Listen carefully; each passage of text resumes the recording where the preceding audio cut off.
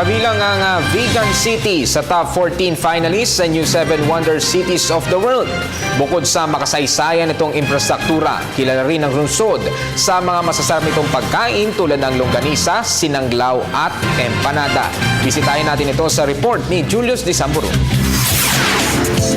Welcome to Vegan, ang kabisera ng lalawigan ng Ilocos Sur. Kilala ito dahil sa kanyang malapanahon ng Kastilang tema at pagkakabilang sa heritage sites at New 7 Wonder Cities. Sa paglalakad namin sa Calle Crisologo, Animo Intramuros ang mga bahay na nakatayo sa kaliwat kanan. Ilan sa mga ito'y naipreserba at may ilang ginawa ng souvenir shop. Sa mga relihiyoso, naandito naman ang Vegan Cathedral na kung saan ipinag-utos ni Juan de Salcedo na itayo taong 1574. Pero dahil na din sa mga kalamidad, sumailalim na ito sa kabi-kabilang rehabilitasyon.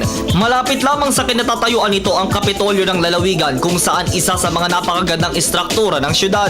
Narito ang ilang tanggapan ng pamahalaan, gaya ng opisina ng gobernador at maging ang inyong telebisyon ng bayan, Ilocos Region. Hindi lang sa umaga maganda ang tanawin ng Vegan, kundi maging sa gabi. Nightlife baka mo, hindi problema yan dito. May mga bukas kasing restaurants at street food stalls. Ilan lamang sa mga patok na delicacies ng Vegan ang kanilang longganisa, mainit-init na sinanglaw at syempre ang patok na vegan empanada.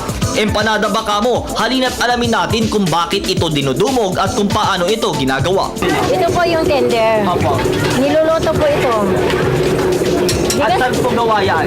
sa bigas po. Bigas. Opo. O, tapos, mamasahin na ganyan. Mamasahin, yung bigas po, ibabad po sa tubig, tapos giling, tapos yung doon na po iluluto po sa kawali. Mahirap po bang gawa ng ganyan? Mahirap, sir. Opo. Gano'ng karami po ang nagagawa po ninyo pag ganyan? Hindi namin nabibilang, sir. Tuloy-tuloy lang. Tuloy-tuloy lang. Ang vegan empanada ay gaya ng isang thin taco na pinrito hanggang maging crispy ito. Ayon sa mga bumibili, hindi lang pang merienda ang vegan empanada, kumpletos ricados ika nga dahil pwedeng pang ulam na. May palaman na kasi itong gulay, karne at itlog. So ngayon, titikman natin kung gaano nga ba kasarap itong special vegan empanada. Dito pa rin yan sa may Ilocos Sur. So syempre, bago lahat, lagyan natin muna ng suka.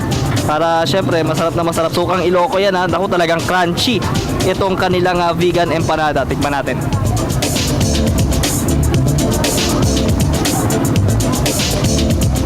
Approve na approve. Talagang masarap yung kanilang special vegan empanada. Hindi lang mata ang mabubusog sa inyong pagtungo sa vegan, kundi pati ang tiyan. Sa mababang halaga ng mga pagkaing patok ng vegan, tsako ito'y inyong babalik-balikan. Para sa telebisyon ng bayan, Julius de Samburon, Calle Crisologo, Vegan City, Ilocos Sur.